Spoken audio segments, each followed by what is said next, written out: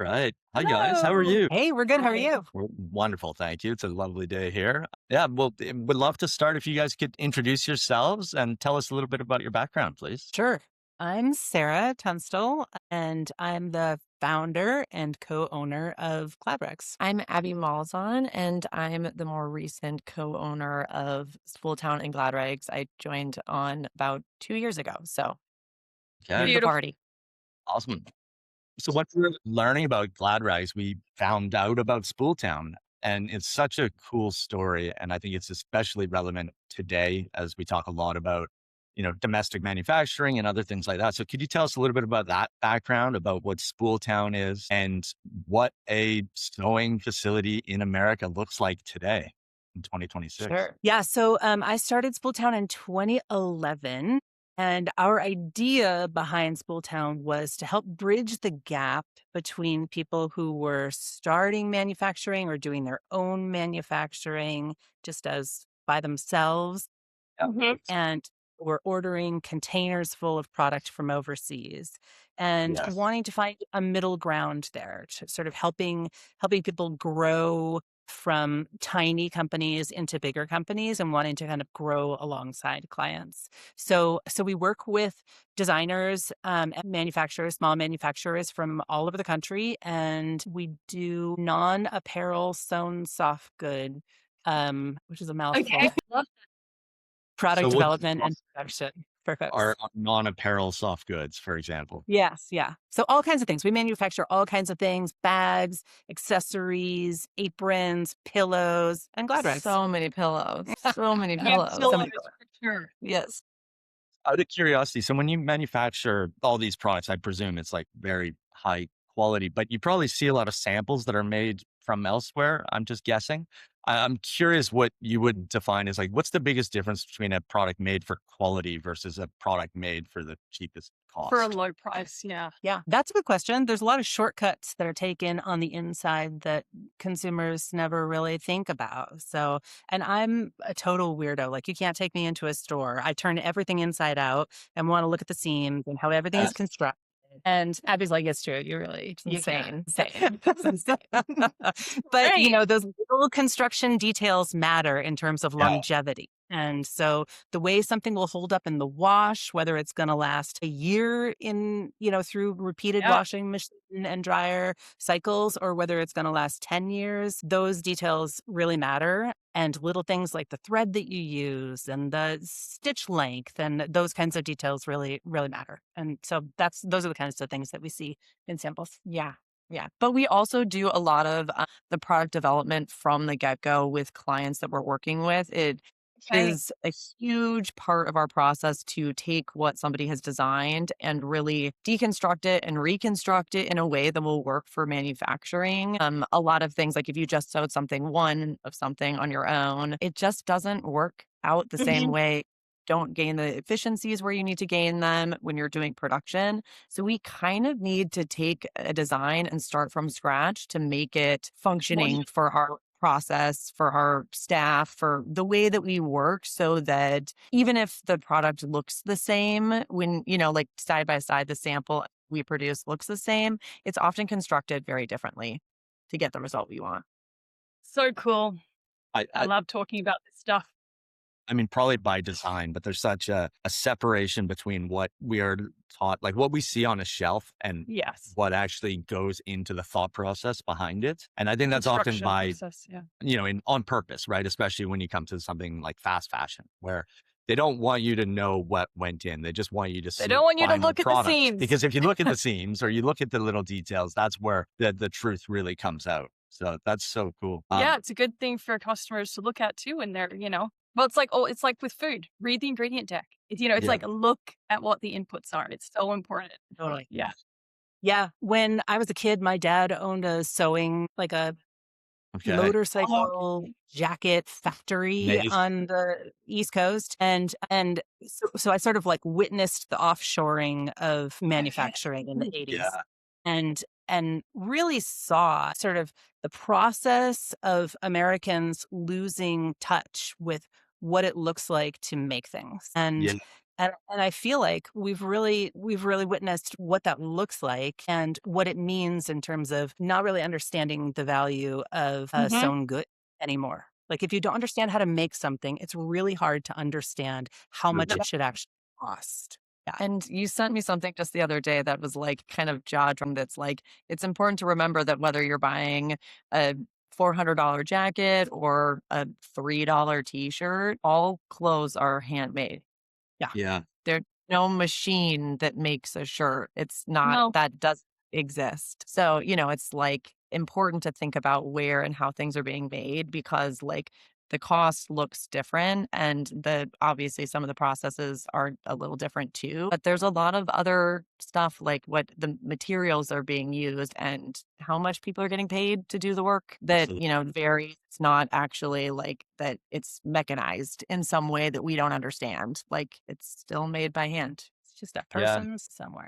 yeah. I It's a think that big that deal. that like again, getting back to that separation of people from product, it has been a very conscious part of that offshoring because that's kind of what is required in a way. And we tell a story quite often. So we bought some data about the U.S. hair tie market in our industry, and of the top 10 selling hair tie packs in the United States, the average pack size is 55 hair ties per pack. And we went to our partners in Japan, who actually sell about 70 to 80% of the domestic Japanese market from their Which is, facility. yeah, really. And we presented this data about the American industry, what Because is that's our major expected. market is America. Right. Just context. Yeah. And the operations manager kind of put up his hand and said, like, why does anybody need 55 hair ties at a time? Here in Japan, the average pack size is 2. And I think it gets back to that offshoring of the product. It changed our like how in touch we are with a product, and therefore it made disposability okay. And it felt like it You know, was like you had, I don't know what the word is, but like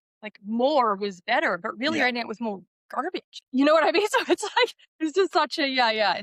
We've come it's a crazy arc that we are moving through right now.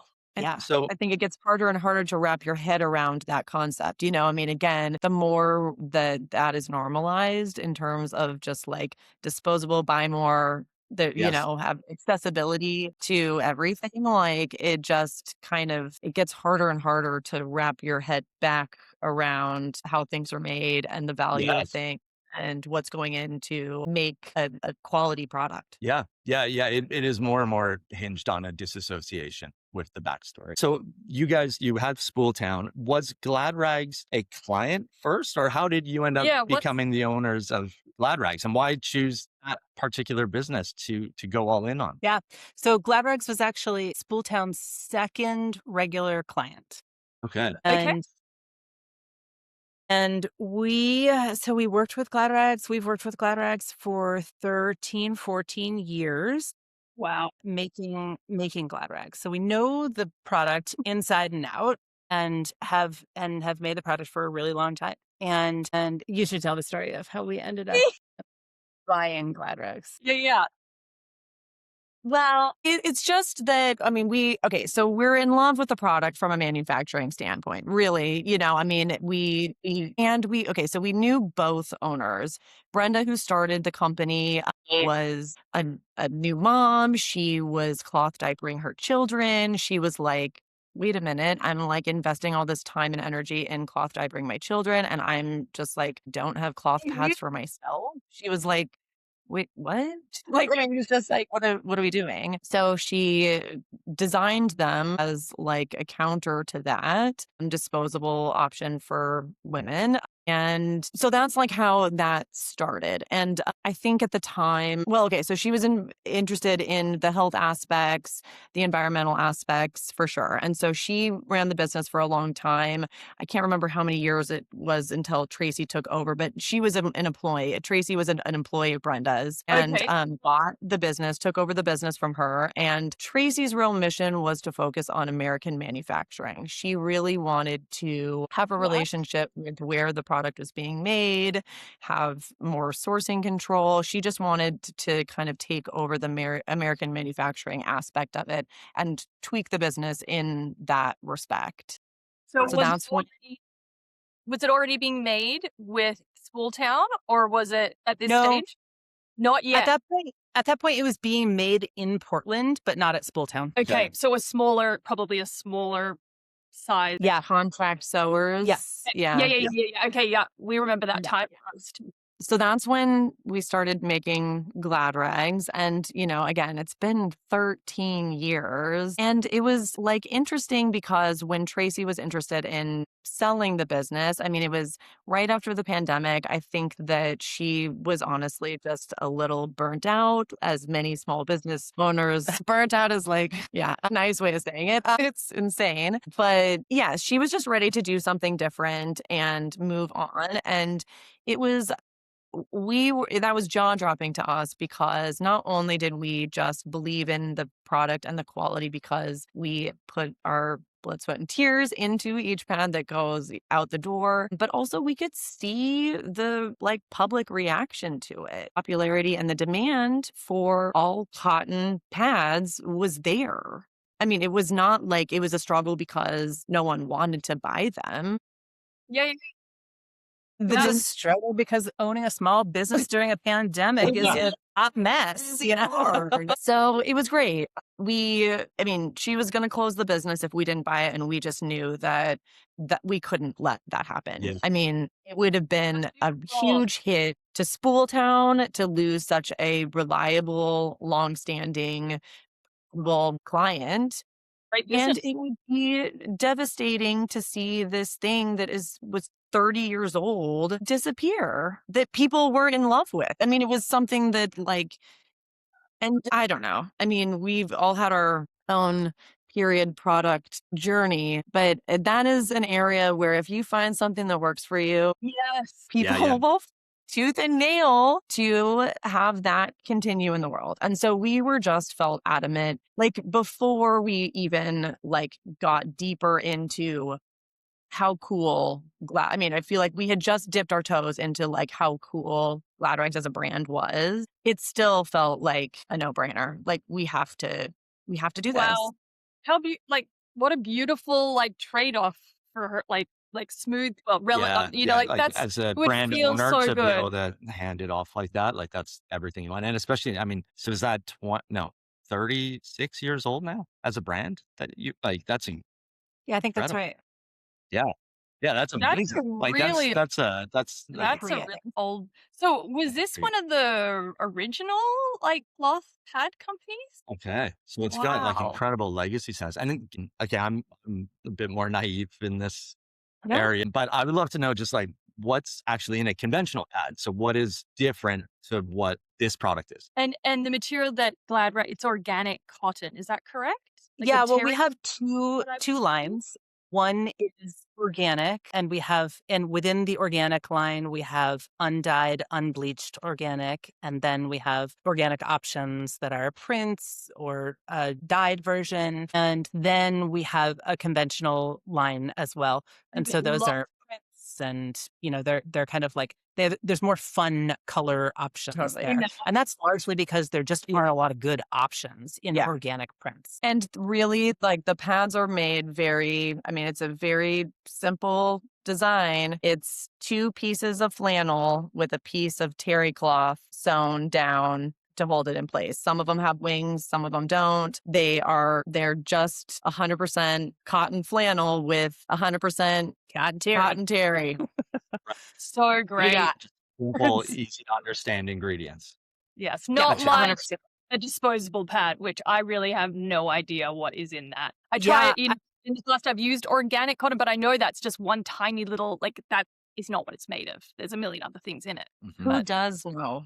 I know, and I wish I could really answer that question for you, but unfortunately, it really varies by brand, by pad, by manufacturer, by fragrance. There's an awful lot of weird stuff in those pads. So there's a lot of different chemicals, and there's a lot of gelling stuff, they're called, and those things, they really do they vary a lot across the board. So every different pad has different things in it, and one of the things that we learned, I think it was last summer. Was it last summer or the summer before? Anyway, a year or two ago was when some research came out showing heavy metals in both pads and tampons, even organic versions of them. And so there really can be some strange things in our menstrual products. Oh my God. Yeah, and so that alone, that study alone really increased interest in Glad rags Mm, because cotton is a very trustworthy, basic Mhm. option that has been absolutely. around for so long. Yeah. Can Wow. I ask a question that I kind of already probably know the answer to? But first of all, like, how long ago did kind of consumer products diverge from just cotton pads Yeah. into other materials to make them cheaper and Like more disposable pads. disposable pads? Yeah, Yeah, like like when was that, like the 1950s? Was it earlier? Do you know that? And then the second part to that is like the part that I'm guessing I know is science doesn't have a great track record of studies on female bodies. never. Ever. But is there any data now, like since that time when pads Yes. went to a disposable? Those are great questions. And I don't actually know when the main transition was into plastic disposables. Yeah. I don't know what year like that Yeah. really took hold. I wonder if it happened in concurrence with plastic diapering and the Totally. Yeah. sort of like Makes sense. Yeah, that would exponential rise of that. Yeah. But your question about like the effects on women's health is a great one. And Abby and I actually recently have been talking to a bunch of researchers and trying to get more information about both what research has happened and what research is going to happen about these products and the effects on women's health. We're in a pretty cool place in Portland where we're located next to Oregon Health and Science University, where a bunch of great research has been done and is being done on women's health and some like you may not know that the only this is This is wild. embarrassing to even say. This is Honestly, I it's know. horrific. Yeah. This is shocking. Okay. Okay.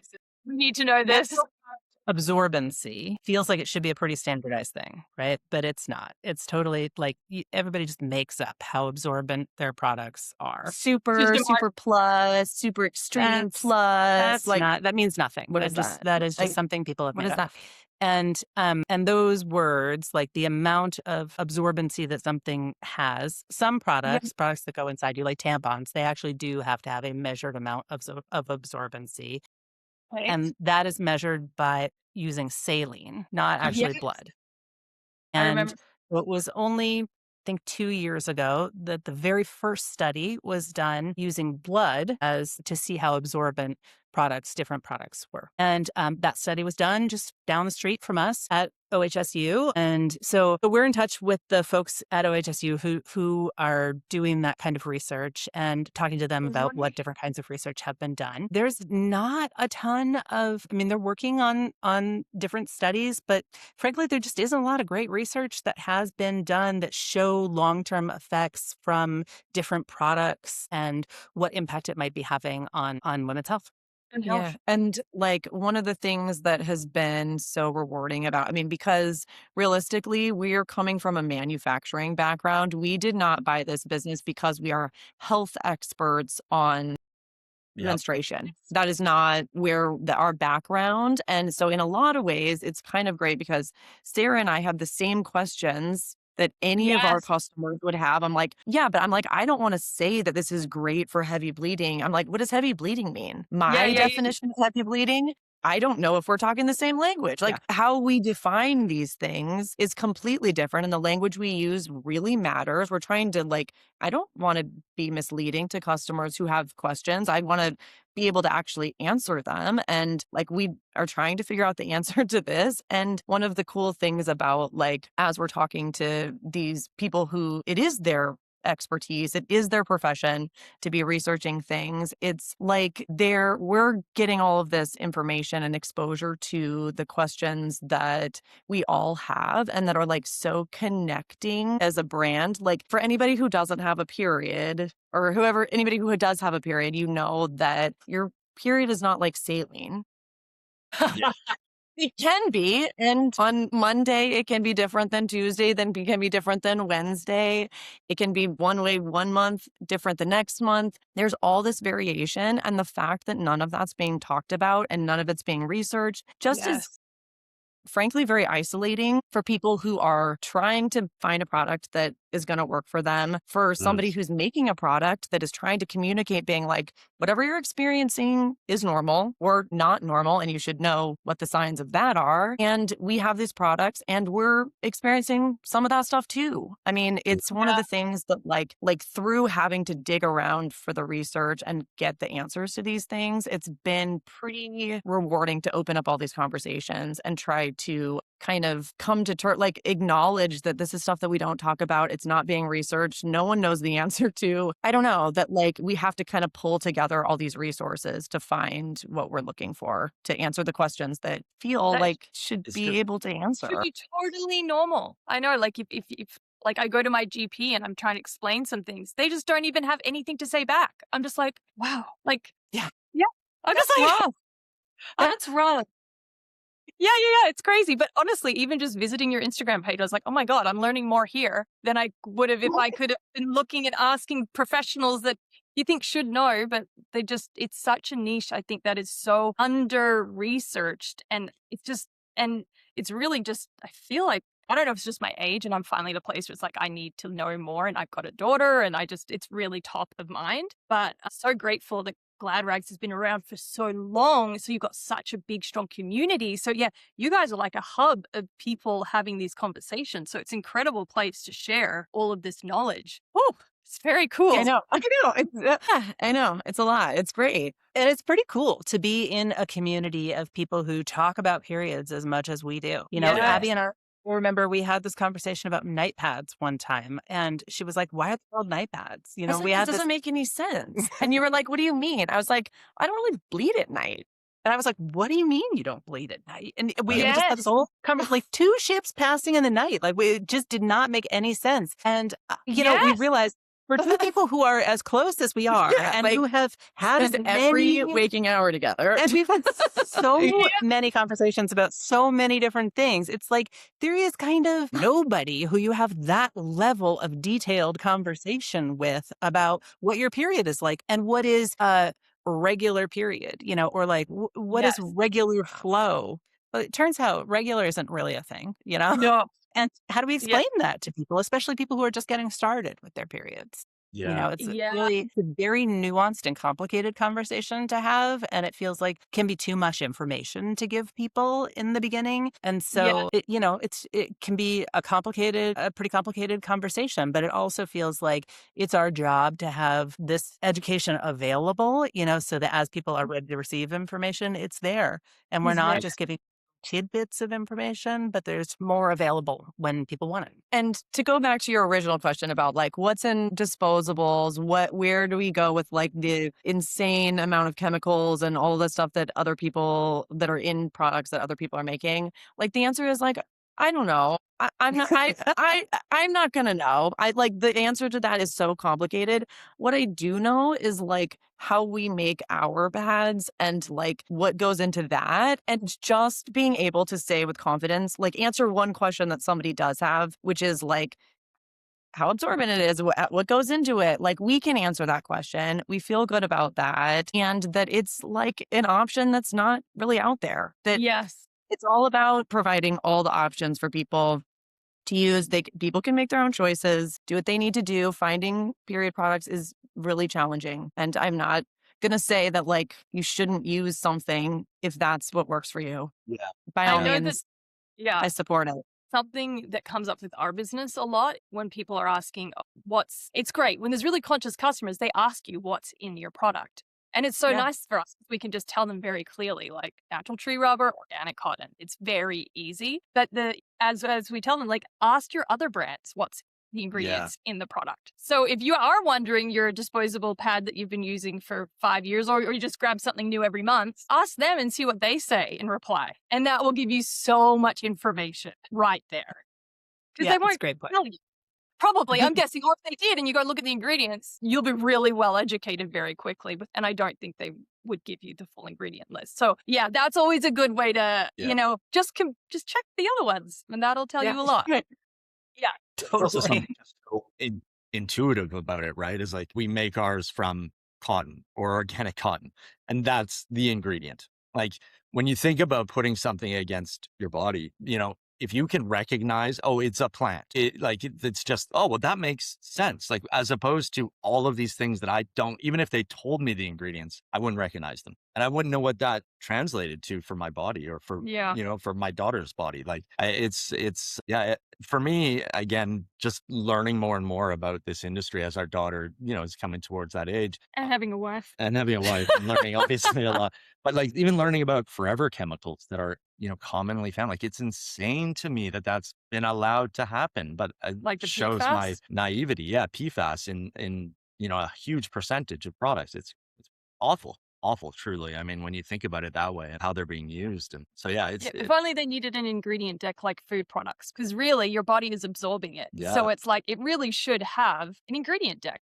Just like for garments, we write what goes in your garment. Like we do it for accessories, you don't even need to do it, but we do it because we're proud of our ingredients. But I can't believe they don't have to have that on conventional pellets. It's insane, actually. Yeah. Yeah, that's when it's nice when the government, if there's ways to, start to enforce some regulation around those things for us customers. So what next? Yeah. So I just wanted to kind of like take the conversation back onto like the business level too. We're in an industry where look around the shelf and a lot of the other products that we're kind of up against in hair accessories are backed or fully owned by private equity. And they have a mandate profit kind of above everything else. You are kind of the antithesis of that, made in America, really close to your manufacturing, self-funded, I'm presuming. In the same building. Yeah, I'm just curious, like when you think about it, that like, what would you say is in it for the customer in supporting that type of business, aside like as opposed to one of those other brands that don't have that same heart invested in their products? Or full integration. We are the antithesis of profit. Ex- We're not beholden to anybody. Yeah, We're like, It's us. that's the cool thing and the challenging thing Yeah. about what we do. I mean, the beholden thing is just cool. Where, we get to make the decisions that we need to make and want to make for our business. And we are not looking at quarterly earnings and not at the mercy of what our shareholders need from us. yeah. We're making good decisions that are ethical decisions and doing what we can as we can. Yes. It means that, like, on the Glad Rag side, other than the two of us, we have two amazing employees that if they are busy answering questions for somebody else, then you talk to us. I mean, there's no like secret money room in the back where like people are pulling the knobs and telling us what to do. It's just Yeah. us trying to make real life best choice decisions as we're able. It means that things go really slow. Yes. Like that, I was saying to Sarah, it's like, it's not like if somebody gave us $1 million, like we wouldn't know what to do with it. Like we We would. we We'd know where to have spend the, it. and we know where we want to put the money. It's Yes, just absolutely. that all you can do is make a little incremental change, and then you see a little bit of benefit from that, and you take that little tiny bit of money you get and you throw it back at the next little thing. And it's so easy because I always want to be like, oh, and we'll do this. Like, we have so many amazing photo shoot ideas that are really inventive and like actually would change marketing and like really like say things that like just aren't being said out. It's like, yeah, okay. All right. But we'll probably just take a few photos on our own and post those first. And like, I mean, it's just the reality of being a small business owner is just things can feel on our side like they're going painfully slow. Like we want to snap our fingers and change the world and do all of the things that we think would make the business better and make them more accessible to people who really need them. There's like so much we want to do. But one But day your at a time. products so Yeah, authentic. and I think that's the thing. It's like the real humanness behind the Yeah. brand is what feels so wonderful. Like that you can tell the difference between something that's getting pumped out a new catalog, a new look, Yeah. a new and don't get me wrong, of course we're all up against that. We like fast, Sure. shiny, beautiful things, but we also instinctively know what feels safe, what feels trustworthy, what I can rely on. So there's those you can't fake it. So there's that slow business model, even though we would all love to be going fast. I know. We just have to embrace what we can do and I'm trying to relax the shoulders and the jaw as we go. Totally. We were saying pour those big glasses of wine at night. Come on. It's like just one day at a time. Yeah. Exactly. It's fine. We got this. Yeah. Yeah. We were talking about this earlier, like from a customer perspective, I think it can be it can be confusing to deal with a very small company like ours because we're so used to pressing that little chat bot, and trying to interact with somebody and feeling like there is going to be somebody on the other end who will answer your question. And you may or may not expect that to be a human that will answer your question, but you do expect an immediate answer. And instead, when you do it on the weekend, you're going to get me responding from my son's gymnastic meet, and probably sending you my cell phone number to send to text pictures of your product in so that I can just send it to our customer service, to send out a replacement product. Or This whatever. morning, I got a call at 4:44 a.m. because I realized I had given my number to a customer on the East Coast. And of course, she was calling me back at a normal time, her hour. And I was like, I was calling you at 3:45 in the morning. And I was like, oh my God, that sweet customer who needs help with a return. I was like, it's just, here we are. Yeah. And again, from a customer perspective, it's probably like, weird no and one's annoying. there at 8 a.m. I was like, well, it's not. But it's also, I think that makes your customers stay with you for life because they know who they're talking to on the other side. I don't know, maybe I really believe, I guess the thing is you build the customers that you attract and they stay with you. The other one wants a nameless thing. There's so many nameless, personless brands. That there's a product for you. That's right. Exactly. Yeah. And it's probably not ours. Yeah. Yeah, definitely. Yeah, lands home here. Just a few other questions. So when somebody does I'm sure these customers are calling when they actually make the switch to your products, maybe from a more conventional brand, what are some of the things they kind of come back and tell you about that experience? What changes for them? Are there any reviews or things that you find or Commonly heard from customers about making that switch? We get some of the sweetest customer feedback ever. And it's really great. It's really great. Irritants is one thing. I feel like a lot of people didn't really understand, didn't fully grasp how the period products that they were using were just not working with their body. Their body was not responding well to until they chose an all natural option. And they're just like, oh my gosh, I can be more comfortable. This can be more comfortable. I love when we hear that people are using us as a tool in their toolbox, that they're I have really heavy bleeding, which means I've found this certain solution that is not glad rags for a certain part of their period. But they're but the rest of the time, what I really need is backup for the rest of the month. And using disposables every day was just killing me. And I couldn't live with that. So they're using it as a way to complement something that they have found that works for them, that is just lightening their load, that's making them feel better about the choices that they do make. The washing thing. Oh my God. Everybody is I thought this was going to be really hard to wash. Yeah. It's not. It's not. Yay! You just throw it in the washing machine and you dry it, and it's really not a big deal. And your clothes are not soaked in blood when you take it out. It's really, they're fine. And it's so great when we get that feedback. I know. It's so nice.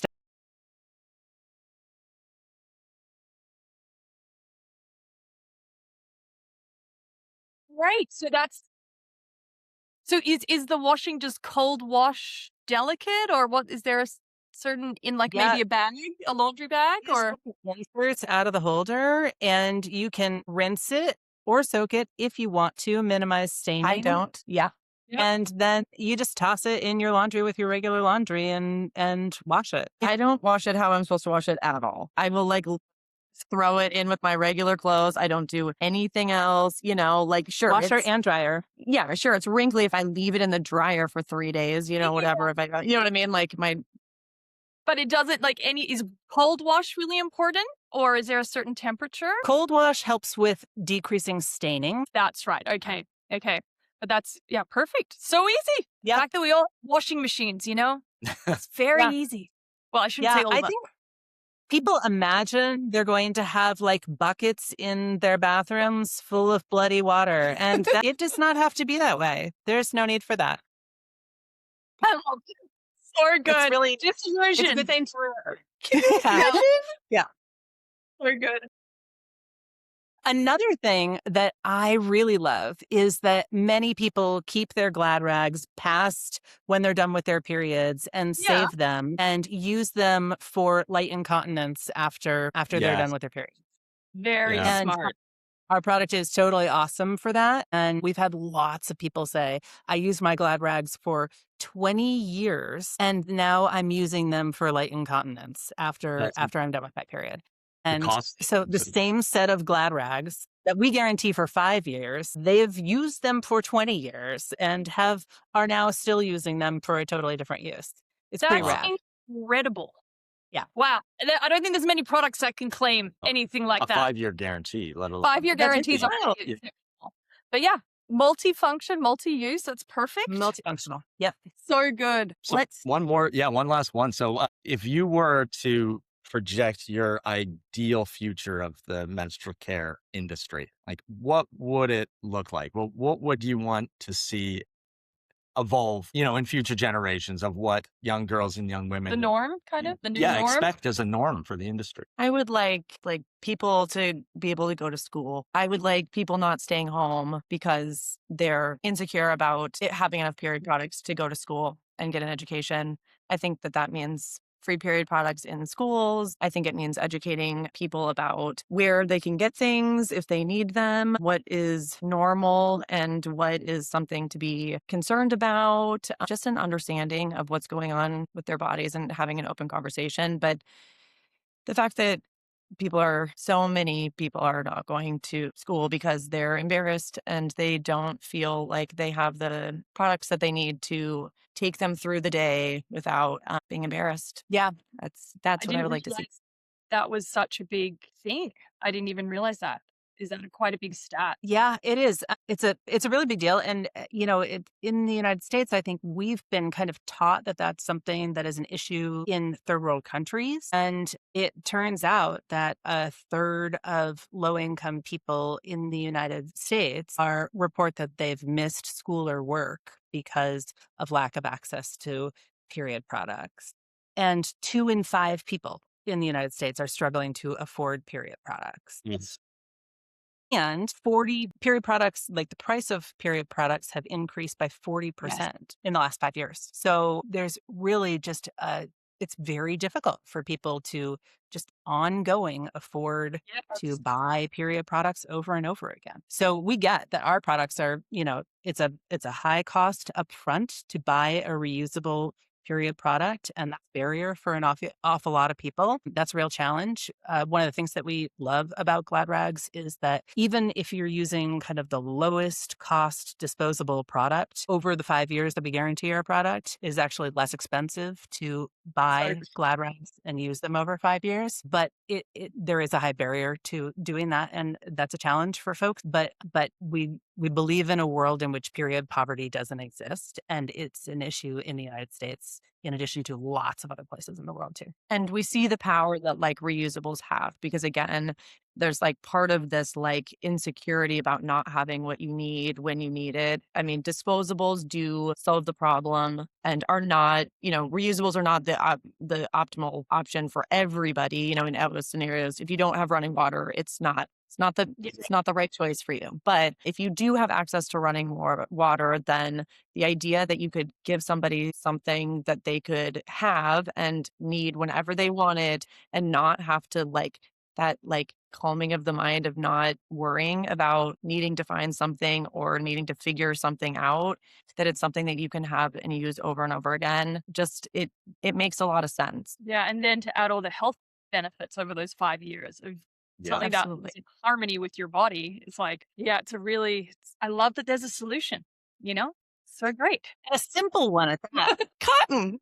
Simple solution. Just cotton. Yeah. It's so nice when it's actually simple like that, It doesn't need to be fancy, complicated with, yeah. Thank you Yeah. I have thoroughly enjoyed getting to chat with you both about this. And thank you for like continuing this amazing stewardship in this area of, it's just, We're out here peddling yay, pads. you're doing it. You're doing it. Uh, If we get to Portland, we'll definitely come swing in and come say hi, come see the whole. Please do. Yes, We would love to show yes. you around. So cool that everything's made like in the next building. Yeah, Did you like- say just just Just here? like down the hall. Yeah. Right there. That's amazing. So cool. Wonderful. Well, thank you both. That was so enlightening for me as well. One last question. Is Yeah. there anything else you want to share Yes. with our communities before we sign off? Any last little? Here's a surprising fact. Yes. A surprising fact is that your period products are wildly underregulated. Yes. We think of period products as being really well regulated, and Don't they're seem that- really because they're like a medical product, but they're really not very well regulated at all. Depending on the product, they're regulated very differently, and some of them are not regulated at all. Like period underwear, for instance, is not considered a period product. It's considered a garment, and so it's not actually FDA regulated at all. It's just a Okay. garment. And then tampons are treated very differently than pads, and overseas manufacturers largely escape any regulatory oversight at all. Wow. And so it's very complicated, very vague, and like hard to parse system that we have. But I think it's good to know how complicated the system is, and just to know that it, like that theory that we have a system that is regulated and someone is protecting us, is not actually true. And so you really have to like trust, in the company that you're buying from, which is not an especially easy thing to do in this world of giant faceless corporations, who are making things all over the place. You really kind of have to get to know Ask who is questions. making your products. So Yeah. Advocate fun for your- fact. Yeah. I mean, PFAS or forever chemicals can be in a product like this because there's no regulation that has stopped it. It's crazy. And also maybe not enough customers asking, like, what's in this? Like, if no one asks, whatever in it, if you don't have a moral standard, you know what I mean? Like, or if it looks to perform better, but you don't see the long-term effects because the customer doesn't see it for 5 years when they've got these other problems going on. So Right. it's ask the right questions. If you can't get the answers, look somewhere else. Yeah. Yes. It's pretty wild. Be inquisitive. Yeah. It is, but I feel like that's happening more and more for so many goods. And I love that people are, so good at cataloging their questions. One of the things that I love about our customers is that they're really interested in getting into the root of things, and they're not going to stop at a surface level answer. They want to know, they want to see the certification for something. They want to they want to like really look at the information behind it. And I love somebody who Here for really it. wants to get to real transparency. Like that is where you get real answers, is when you have real transparency. And you probably shouldn't trust somebody who is a marketer flat out. You should like get to some real answers for things. And so I kind of love that about our customers. Like they want real answers, and we're here for giving real answers. And you feel Yeah. so good. Yeah. Yeah, no, it's a good, especially when as a small bit, well, with any business, when you really do all that work to actually be transparent, get great ingredients, make it locally. You've got like the list of things. You're like, thank you for asking. Let me tell you. Oh my God, read this. Yeah. So great. Yeah. Exactly. Yeah, I feel like I hope that audience of customers is growing, and especially because I know, like us having children, I constantly trying to help them navigate and make good decisions. So yeah, by being inquisitive and making sure you're asking the right questions, because products like this, you can use them for life. So if you find one early on and it's a really beautiful fit for your body and your health and your lifestyle, why would you switch? So it's hopefully that will this customer base will keep growing with all these conscious customers. Hopefully it's I feel like it is. Are you seeing a lot of tweens like?